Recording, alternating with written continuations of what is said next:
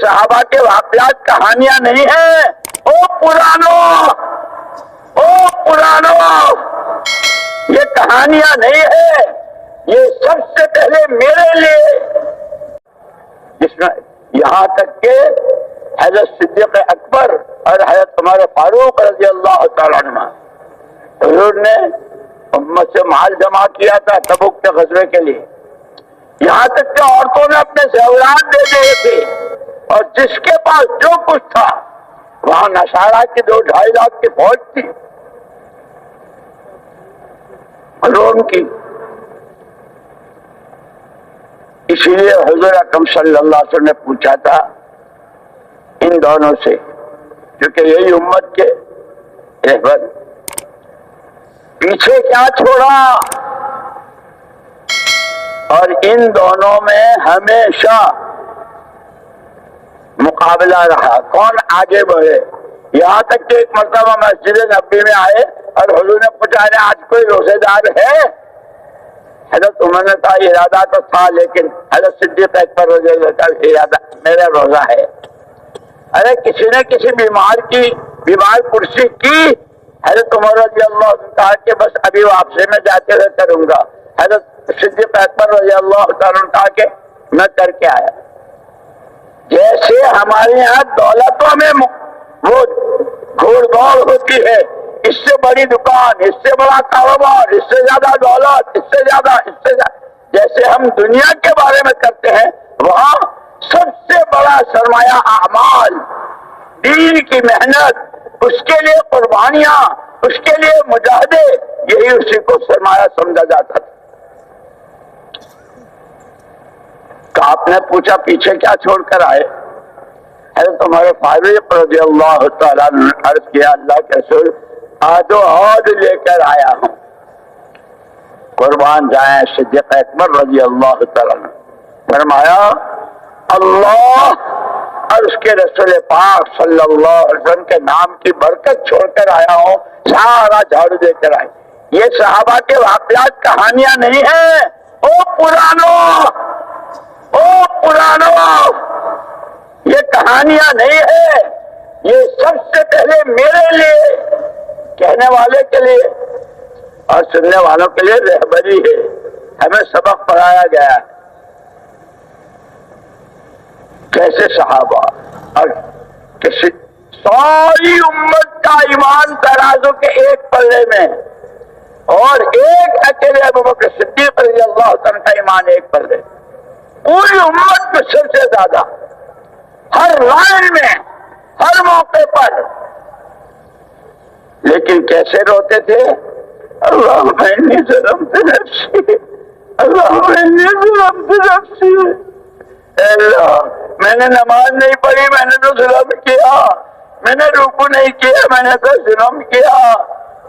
انہوں نے اس لیے کہ ایک صحابی آئے مسجد نبوی میں کہ حضور پاک صلی اللہ علیہ وسلم فرمایا ہے کہ نماز ایسی پڑھو جیسے مجھے پڑھتے دیکھا۔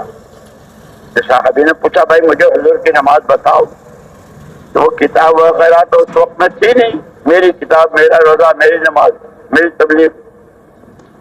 صدیق اکبر رضی اللہ تعالیٰ عنہ نماز پڑھ رہے تھے، تو صحابہ نے فرمایا وہ دیکھ، نیت باندھنے سے لے کے سلام پھیرنے تک پوری نماز حضور والی نماز۔ اس کے ساتھ انہوں نے کچھ اللہ کے رسول مجھے کوئی نصیحت کیجیے، تو ایسی نماز کے بعد یہ کہا تھا اللہم انی ظلمت نفسی ظلمن کثیرا۔ یہ پڑھا نماز کے آخر میں۔ ہم تو اب پڑھتے ہی نہیں، ہمارے تو جیسے ہم تو چونکہ سب جانتے ہیں، ہم تو پرانے ہیں، ہم تو ہیں، اس لیے ہمیں تو کچھ ضرورت ہی نہیں۔ یہ بہت بڑا احسان ہے حضرت صدیق اکبر رضی اللہ تعالیٰ عنہ کا امت پر، کہ جو حضور نے ایسے وقت میں ان کو دی تھی، ساری امت کو یہ بتلا گیا ہے قیامت تک کے لیے۔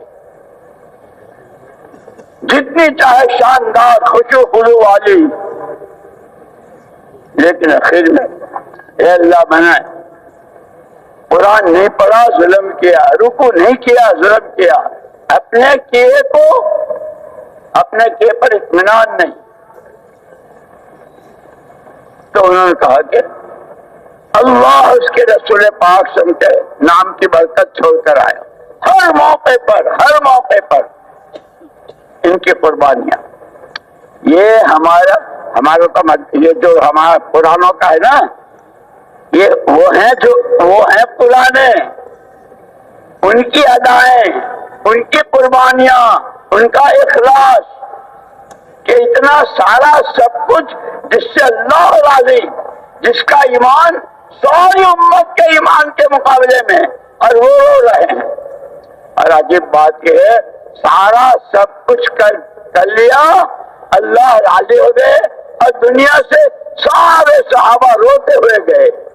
اے اللہ تیرا حق ادا ہوا، نہ تیری کتاب کا، نہ تیرے نبی کا، نہ تیرے دین کا. اے اللہ محمد صلی اللہ علیہ وسلم نے تو پوری امت کو ہمارے ذمہ کیا تھا، ہم نے امت کا حق ادا نہیں کیا. صحابہ روتے گئے. اسی لیے ہمیں سیکھنا ہے. یہ بات حضرت عبداللہ ابن ابی شرح رضی اللہ تعالیٰ سے اللہ کی طرف سے ہوئی.